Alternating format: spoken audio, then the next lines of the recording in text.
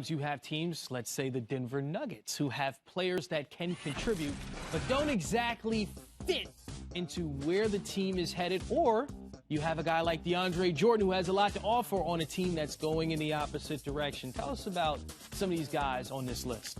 Well, I look at a guy like DeAndre Jordan on the Clippers, and if you're the Clippers, you may be in a situation where you need to hit the reset button in terms of your player personnel. The Clippers, obviously in the Western Conference, DeAndre, as great a player as he is, I mean, you got a guy that's averaging almost 14 rebounds a game, 10, 11 points a game. He protects the rim.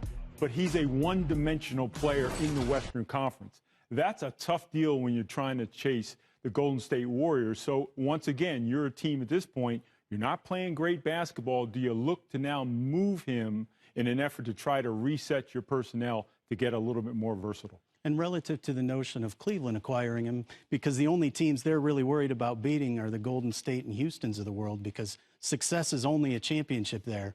You can't really look to add somebody who doesn't have that kind of versatility on the wing that you spoke to, whereas Tristan Thompson really does. So I think it would shock me if that was something that was ever to come together. Yeah, well, one of the other teams, because you're saying Tristan Thompson for DeAndre Jordan from Cleveland, not really beneficial for the Cavaliers.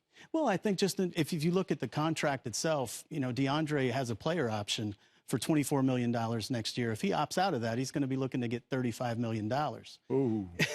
In Cleveland's particular salary situation, Tristan Thompson, with his versatility at $17 million, probably a much better fit for their roster. But to the point you made about the way you look at the season as it goes along and things start to settle out, the best situation for us in a front office is that there is a real stratification between the top and the bottom.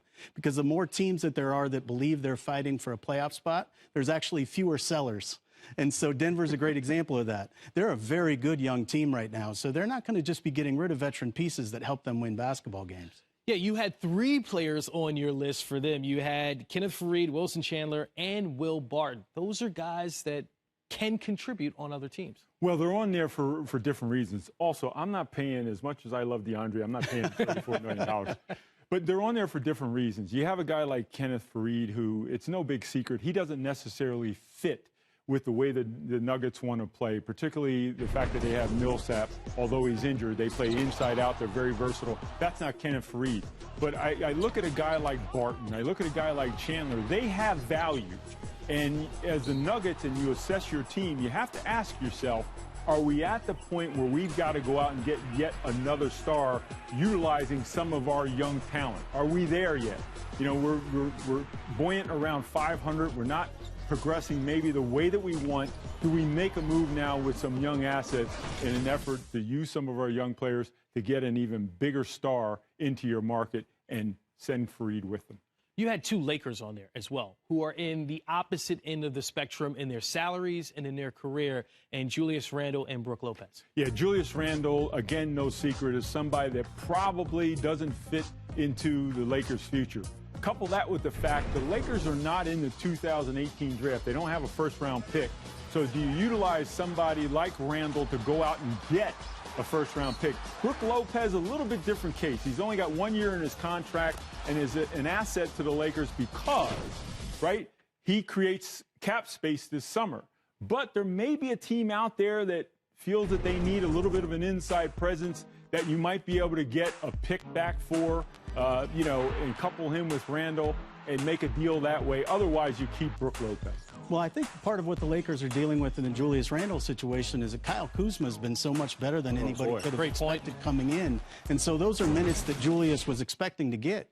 And so if you're the Lakers and you're growing a situation where Lonzo and Kyle are together in that same draft class, it's going to be really appealing, maybe, as you said, to add a pick and continue the youth movement there.